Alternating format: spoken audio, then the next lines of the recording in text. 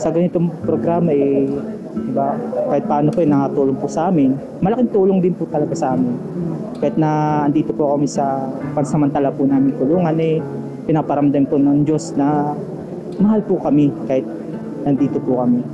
Na kahit na anong sitwasyon ng buhay namin, pinaparamdam niya po sa amin na mahal po niya kami sa pamamagitan po ng mga ganito na tumutulong po sa amin.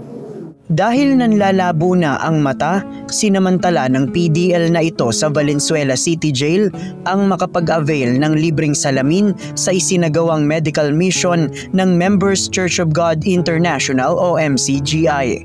Dahil nasa loob ng pihitan, gaya ng ibang PDL, wala naman silang kapasidad na magpunta sa mga health center para makapagpa-check up at kung minsan ay hindi na rin natutugunan agad ng Bureau of Jail Management and Penology ang kanilang pangangailangan dahil sa dami rin ng kailangang asikasuhin. Bukod sa check-up sa mata, nakahingi rin siya ng vitamin sa mga libreng gamot na ibinibigay ng MCGI. Isa lang ang PDL na ito sa nasa mahigit 150 na mga PDL na napaglingkuran ng MCGI sa Valenzuela City Jail kaninang umaga.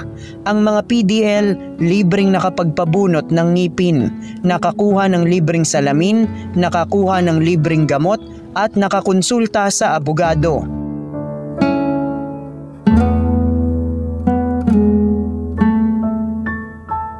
Malaking bagay po sa amin yung sir dahil agad na nagagawa ng solusyon yung mga minor problems po namin o minor na gawain po namin dito sa Valenzuela City Jail Mail. Nagpapasalamat kami sa MCGI dahil sa ganitong programa nila sa mga PDL. Natutulungan nila kami gawa sa mga gamot na binibigay at sa mga check-up din.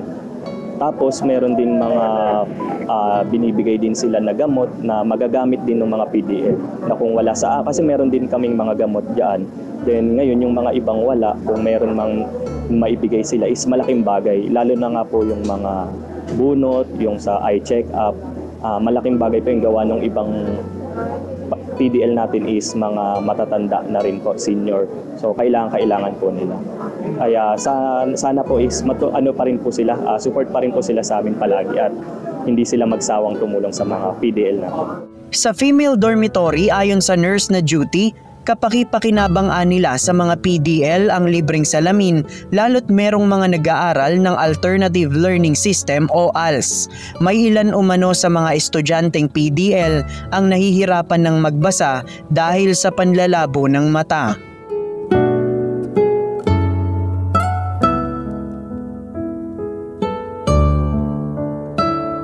Minsan kasi sa reading sir, may hirapan sila magbasa. Pag may salamin po is mas makakatulong sa kanila para mas malinaw na po yung kanilang pagbabasa. Dati po kasi seriously ginagawa is naghihiraman sila sir. Napapansin ko sa observation is naghihiraman sila dun sa mga hindi nag-aaral para kahit paano po makakapasa sila makapag-participate.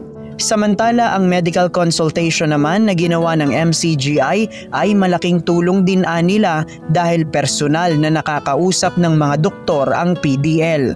Sa ngayon nila, telemedicine ang ginagawa sa mga PDL na may karamdaman. VJMP po kasi sir, mostly ginagawa po namin is through telemedicine. So kasi po yung mga doctors po namin is roving, sa iba-ibang jails po sila. So mostly po telemedicine lang yung ginagawa. Unlike po dito talaga pong personal, yung face-to-face rather po ang kanilang pag-konsulta sa bawat isa po. Mas nasasabi po nila kung ano po talaga yung nararamdaman nila. Ang medical mission na ito ay ilan lamang sa mga patuloy na paggawa ng MCGI para malasakitin ang mga kababayan nating nangangailangan anumang kalagayan sa buhay.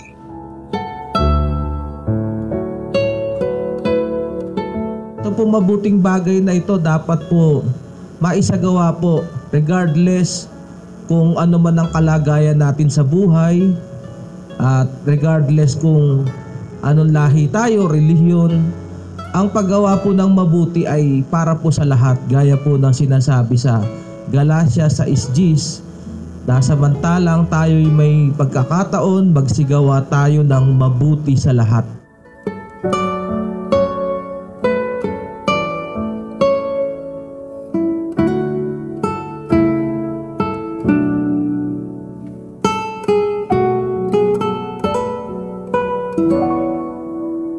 JP Nunez, UNTV, News and Rescue. Diyos ang aming sandigan, serbisyo publiko ang aming pinahahalagahan.